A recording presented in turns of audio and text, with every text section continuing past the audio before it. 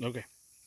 All right, so we're going to start with Jazzy's collar right behind her ears. We want that to be up here snug and tight, right under the throat latch. That way you're going to have better control of your dog. You'll also be able to kind of guide her gait a little. This dog works better on a more snug collar. So, here, Jess. Come here. Yeah, I know, that's your offside, I'm sorry. But, so when I gait her, I will bring my hand down to just below her jawbone, and then I will bring back up, and that lets the collar tighten a little bit. It keeps her from pacing and dropping her head. You ready? Hey.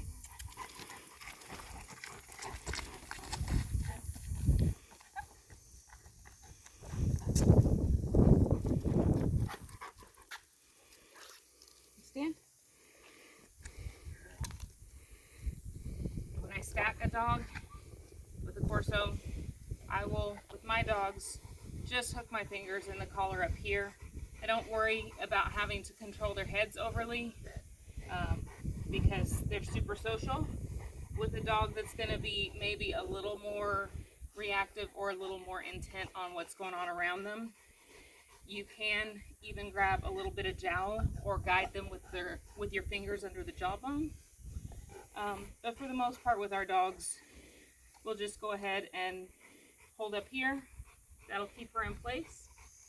When I'm going to stack by hand, I'll grab usually around the shoulder area.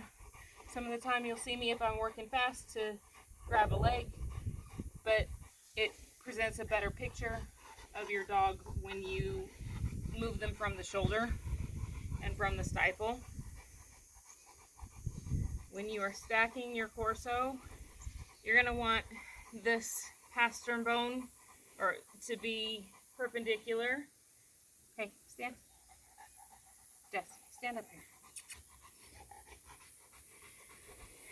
You're going to find that line by finding the butt bone here, and you want to draw basically down to that hock, and then this bone back here should run straight. I know, he's over there making noise and being silly. You're okay. You'll have to forgive the puppy in the background having a meltdown. He wants his turn next.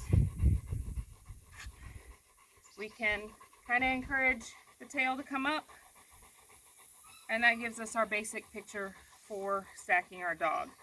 If you tend to have a dog that has a less smooth top line, stand up there.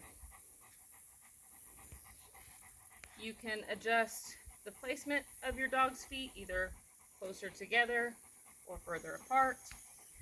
When your dog is fidgeting and not wanting to stand, when you've stacked them, you might want to consider whether you have, say, overstacked them, whether you're reaching too far back and that's uncomfortable for the dog. Like, she will probably not want to stand in that position super long. She'll move her back feet up.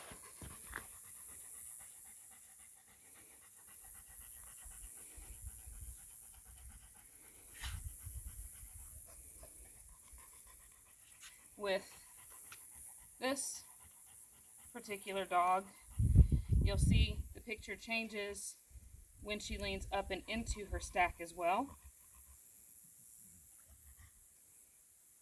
So a lot of it that's going to be key is just figuring out what the best picture and the most appropriate look is for the dog that you're working with, because it won't be the same for every single Corso. Yeah, I know, you want that, don't you? There you go.